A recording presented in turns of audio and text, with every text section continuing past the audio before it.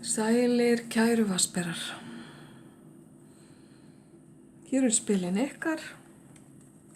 Smá lestur sem ég vil kalla stutt og laggott. Við ætlum aðeins að tékka á stöðunni og kíkja á hvað í gangi. Það sem ég sé hjá ykkur, kæru vatnsberar, að þið hafi verið að fást við það að standa fastir á ykkar skoðun. Þið hafi verið að gangi gegnum heilunar tímabil þar sem að einhverjir og margir jafnvel hafa reynt að hafa áhrif á leiðina ykkar eða hvert skuli halda, en þið hafi verið einir við það að skera á óæskileg tengsl eða óæskileg bönd sem hafa reynt að draga ykkur í einhverja átt sem þið hafi ekki viljað fara í. Afsakið, það kjarninn í fortíðarspilinu ykkar hér.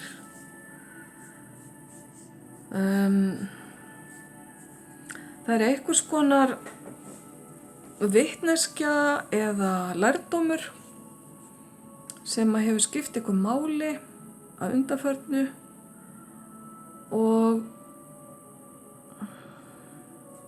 fyrir einhverju ykkar nær þetta langt aftur. En fyrir aðra ykkar þetta eitthvað sem að, hvað get ég sagt? Eitthvað konar nám, skulum við bara segja. Eitthvað sem að þið hafi verið að læra, afla ykkur þekkingar og þið hafi ekki alltaf verið sammála staðreyndirnar sem hafa staðið í bókunum, getum við sagt. Það ákveðin samhljómur hérna á milli þín, kæri vatnsberi, og vogarinnar sem að líka loftmerki. Vogin var líka í svipuðum sporum á þú. Þannig að ef þið vill gætirðu kíkt á myndband vogarinnar. En í dag, kæri vatnsberi, sé ég þig í gróskum miklum tíma þar sem þú lítur yfir farin veg og viðurkennir og horfist í augu við hversu langt þú ert komin í einhverju ákveðnu ferli, í lífshlaupið þínu. Þú ert komin á öruggan stað, þér hefur tekist að byggja þér öryggi og fortíðin fyrir þér nokkurs konar eyðimörk þar sem ekki hefur verið mikið vatn eða lífgjafa. En í dag ertu fær að sjá sjálfum þér fyrir öllu sem þú þarft. Og það mikill sigur fyrir þig. Þú hefur eflst og stækkað og dafnað. Og það að hafa skorið af þér bönd finnst mér ná langt aftur í fortíðina þína. Og það hefur aukið sjálfstæðið þitt og orðið til þess að þú í raun og veru ert engum háður. Fyrir þér það eftirsóknarverð staða. Það eflaust ekki allir sammála það.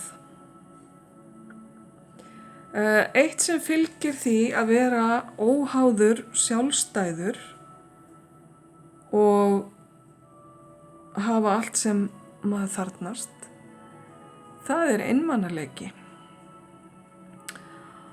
Og ég finn að þú finnur fyrir honum, kæri vatnsberi.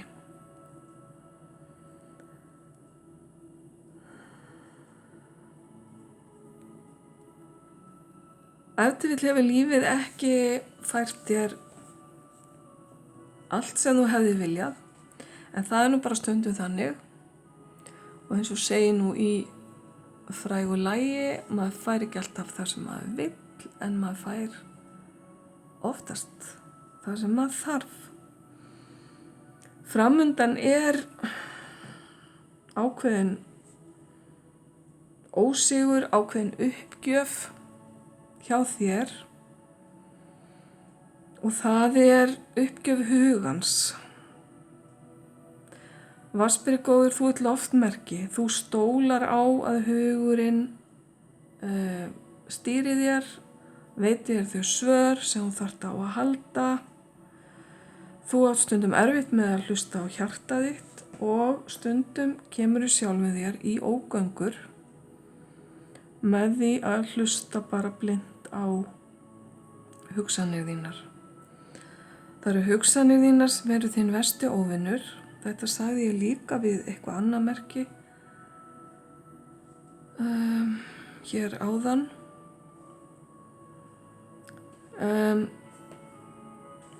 Þetta einhvers konar bugun. Ég get notað það orð þó mér sé illa við það orð því að það ákaflega gildishlaðið. Við skulum segja bara að þú ert að byrja að uppgötva takmarkanir hugans, skulum við segja, og takmarkanir þess að ríghalda í sjálfstæði og einveru. Því að hjá mörgum ykkar, kæru vatnsberar, einvera stór þáttur í ykkar daglega lífi.